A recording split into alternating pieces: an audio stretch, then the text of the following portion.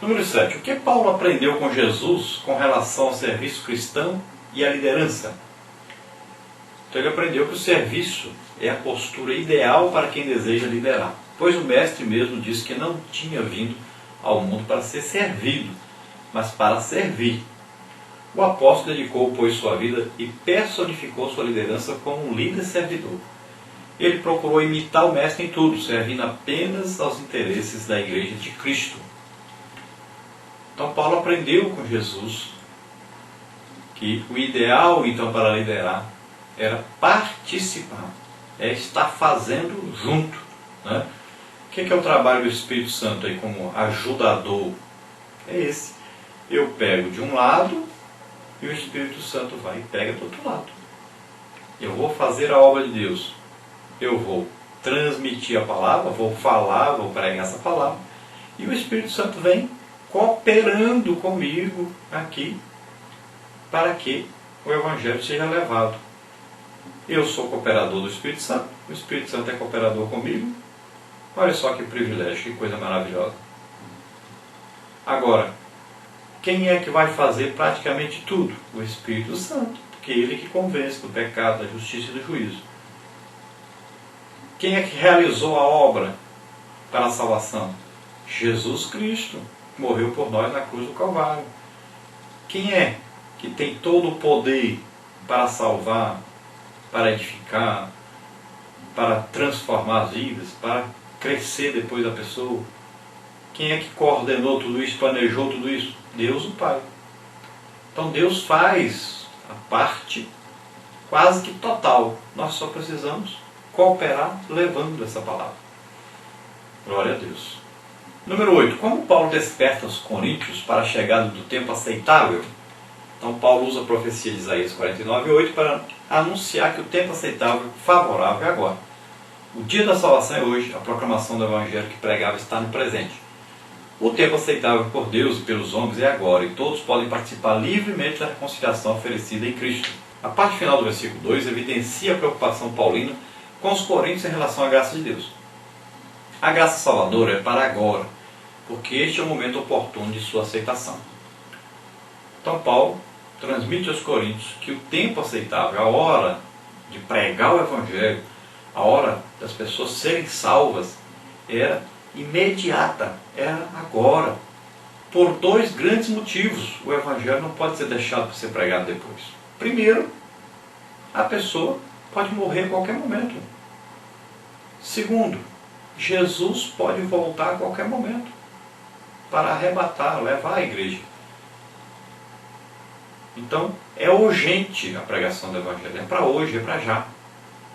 Se deixar para depois, pode ser tarde demais. Parte 2. Abnegação de um líder servidor. Como Paulo descreve o cuidado de um líder servidor? Então, Paulo volta a descrever as agruras do seu ministério apostólico a fim de fortalecer o fato de que o líder na igreja de Cristo precisa estar pronto para enfrentar as dificuldades inerentes ao ministério. O apóstolo afirma essa verdade com as seguintes palavras: não dando nós escândalo em coisa alguma. Ele estava dizendo que evitava dar qualquer mau testemunho para que seu ministério, em particular, e os de seus companheiros, não fossem desacreditados. Paulo, ele não vai enganar ninguém, como tem muitos por aí dizendo: não, você vem para cá, você nunca mais vai ter problema, não vai ter doença, não vai ter mais falta de dinheiro. Não existe isso no Evangelho. Então Paulo chamava a atenção dos coríntios que eles deveriam participar da pregação do Evangelho, serem também cooperadores, mas dizendo que era um privilégio passarem por certos problemas, tribulações, aflições pelo Evangelho, que era também necessário passar por isso, devido à grande perseguição e devido às pessoas que não entendem o Evangelho ou que estão numa religião e fica com inveja, né? E vários outros motivos. Então, o Evangelho traz algumas aflições, alguns problemas, quando ele é pregado. Sempre vai arranjar inimigos do Evangelho. Aqueles que querem permanecer nas trevas, que amam as trevas, odeiam a luz, né? Agora ele diz que nós não podemos dar escândalo. Devemos viver de maneira honesta, digna, né? De maneira correta, diante da sociedade que vivemos, para dar bom testemunho para que o Evangelho seja pregado e seja crido. Número 10. Quais as experiências de um líder servidor mencionadas por Paulo nos versículos 4, 5 e 6 pelas quais ele passava? Então, as experiências do apóstolo: aflições, necessidades, angústias, situações de sofrimento que causavam danos físicos e materiais ao apóstolo Paulo. Também passava por açoites, prisões e tumultos, mais situações de sofrimento que causavam danos físicos e materiais ao apóstolo Paulo. E também passava por trabalhos, vigílias e jejuns, dificuldades enfrentadas em seu ministério. Então olha só, enquanto hoje os líderes, os famosos pregadores, estão dizendo aí que estão ricos, carros novos, mansões, estão pensando até em comprar em avião, não sei o que, o apóstolo Paulo apresentava o seu ministério e dizia pelo que ele passava. Então, aflição, necessidade, angústia, açoite, prisão, tumulto, trabalho, vigília, jejum, tudo isso ele passava quando estava então fazendo a obra de Deus. O legítimo evangelho é pregado e deve ser pregado por pessoas que estão dispostas a dar a sua vida por esse evangelho, dar a vida pelos outros, assim como Jesus deu a vida por nós. Número 11. Paulo apresenta 6 elementos que lhe deram força interior, resultantes da graça, e que o sustentaram, bem como a seus companheiros naquelas tribulações. Quais são? Então aí, a pureza, a ciência, que é o conhecimento, a longanimidade, a benignidade, a presença do Espírito Santo e o amor não fingido, o amor verdadeiro. Então Paulo, durante o seu ministério cristão, o seu apostolado, que é que a graça de Deus lhe deu, lhe proporcionou para que ele pudesse passar por esses problemas no seu ministério? Então, a pureza, então ele pregava com o coração puro, pregava diante de Deus, com a consciência limpa. Ele adquiriu conhecimento, revelações da palavra de Deus. Ele adquiriu longanimidade, que é aquela paciência para suportar os inimigos, as perseguições. Também ele adquiriu benignidade, que é aquele desejo sempre de fazer o bem, de ajudar as pessoas. Também ele adquiriu uma presença íntima, essa comunhão íntima com o Espírito Santo.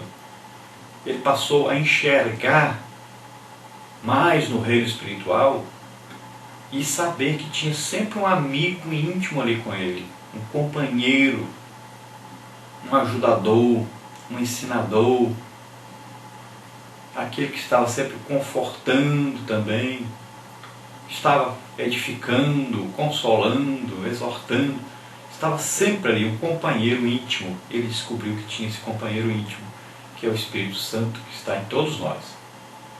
Depois, ele descobriu o amor não fingido, o amor verdadeiro. Ele passou a ter um amor verdadeiro realmente pelas pessoas, a priorizar sempre as pessoas, a salvação das pessoas, que esse é o amor verdadeiro. E o amor verdadeiro, ele corrige porque ama, ele sofre pelo outro, ele faz tudo para que o outro seja edificado, consolado, exortado, que o outro cresça na fé, no conhecimento de Deus e que alcance a salvação. Número 12, vamos ligar aí a primeira coluna de acordo com a segunda. Então ele recebeu aí a pureza, depois, ao citar a ciência, aí, o que ele quis dizer, a longanimidade, a benignidade, fazer algo no Espírito Santo. Paulo fala do amor. Todos os elementos positivos têm a sua fonte, então. Veja aí no versículo número 6, falando que tudo isso vem do Espírito Santo, Parte número 3 agora. As armas de ataque e defesa de um líder servidor. Como são as armas da justiça numa guerra espiritual? Versículo 7. Aí na pergunta 13. Então suas armas não são materiais ou exteriores, são espirituais. Sua força interior é o poder de Deus que o capacita a enfrentar as adversidades, sem se render ou transgredir em sua integridade moral e espiritual. Então Paulo usava uma espada, ou andava aí com a faca, um facão, ou com o advogado do lado, ou precisava de muito dinheiro. Quais as armas que ele usava para pregar o Evangelho, ganhar tantas almas? Então ele diz aí sempre que as armas são espirituais.